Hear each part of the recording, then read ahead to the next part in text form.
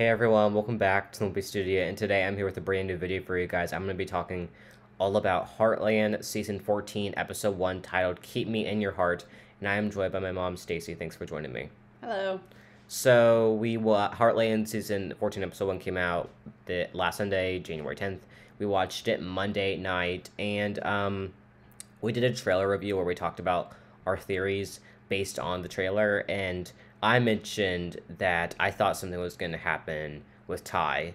I felt a little bit. It felt like it was kind of like too good to be true, and there's like the whole theories online about Ty being a ghost and everything, but it is confirmed that Ty dies from a blood clot at the beginning of the episode, and it's sad. I feel like.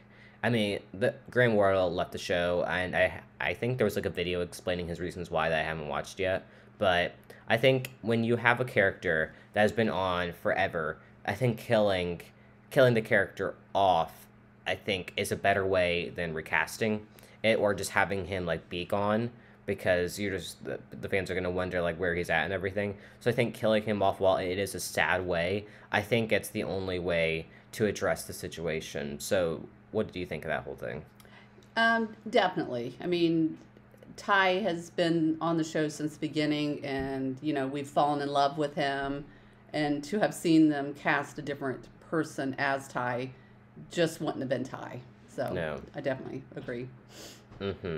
I feel like now talking more technically about like his death, I feel like it's something that even like people online have been calling something like that they wanted something dramatic to happen. I think they got it. I mean, they did jump from the news to a year later, so Amy's still kind of dealing with his death, which is natural. But you think about it, like Ty is technically he's leaving a lot of people behind, but he not only a wife but also a daughter, and it's sad to see that Lindy will have to grow up without a dad and not really remembering him that much.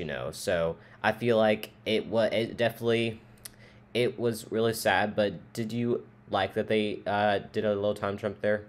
Yeah, I think so. I mean, of course, they had to set it up so we understood, what had happened, and I did like how they we went forward a year and we kind of see where Amy's at and her journey with dealing with this grief. Yeah. Yeah, that's a good point. And pretty much Jack, and mainly Tim, because Tim's Tim. He's like, I'm tired of seeing Amy out there not taking clients, and she needs to get back to her old self. And Jack's like, well, just the normal thing, but like Jack also kind of agrees with him a little bit. I mean, I know that we both agree that Amy, Tys Death was especially hard on her, but I mean, a year has passed. Maybe, what do you think about that whole thing? Well, I mean, both Tim and Jack are responding in their typical fashion. Tim is kind of abrasive, and he just wants to fix things and say, "Okay, let's get back to living." And Jack, while he hurts for her, he has that grandfatherly role where he's more loving, kind, gentle. Not that Tim's not loving her. He's just loving him the way Tim loves. So it is kind of interesting to see both of how they handled this, Amy's, what she's going through. Yeah. And I feel like, I don't know, it's just like, it's interesting because Jack and Tim, like, they're always like two sides of the same coin, I feel like. So like, you have that coin right there. But like this episode, they agreed more than I thought they would on a matter, so that was interesting. But pretty much, Amy and Jack go to the fishing cabin, which we've seen several times. It was was it Will Vernon's cabin, or was that a different one? It might have been. I don't know. That was where Jack and Lindy always went. So it was a special place for Jack, and Might have been a different place, yeah. But pretty much, I feel like we got, some interesting Amy and Jack moments, because I feel like they have, like, out of all the family members, I think they have the closest relationship. and that like that just that Heartland family. I think that they both understand each other, and like you said, I think Jack understands Amy in a different way than Tim will, Mm-hmm. probably ever. But pretty much, I think it's just really sad what they talk about, and there is also like the connection to like Jack still like dealing with like Lindy's death still a little bit in his mind, and now they both of them have something to kind of connect with Mm-hmm. a little bit, and I think it was the flashbacks were also emotional. They had a lot of flashbacks, and I think that did you like just like Amy, like breaking her heart out to Jack and like crying over Ty and all that? Oh, I think so. I mean, the trip to the cabin was key to the shift for Amy, where she was not moving forward before that trip. Going there with Jack and him being such, as I mentioned before, this grandfatherly, loving person, that she was able to open up and start to face some of the pain that she's been holding in for a whole year. So. Mm-hmm.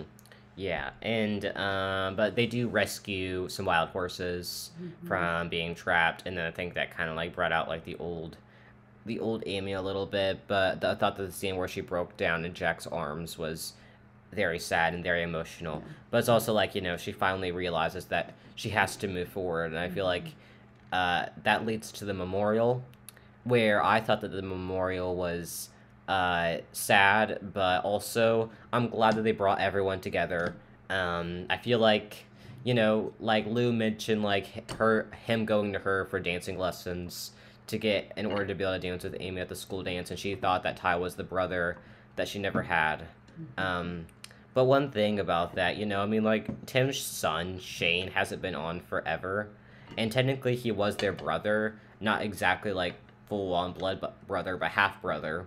I mean, but like he's all. I think that he's pretty much gone now.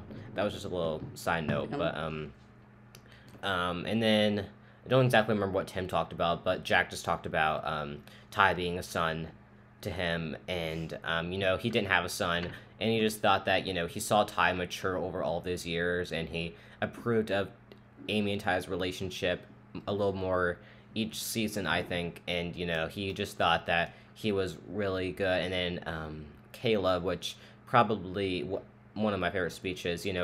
Caleb and Ty's relationship has always been very mischievous, mhm. and that's what I liked about it. But Caleb's like, Ty was my best friend.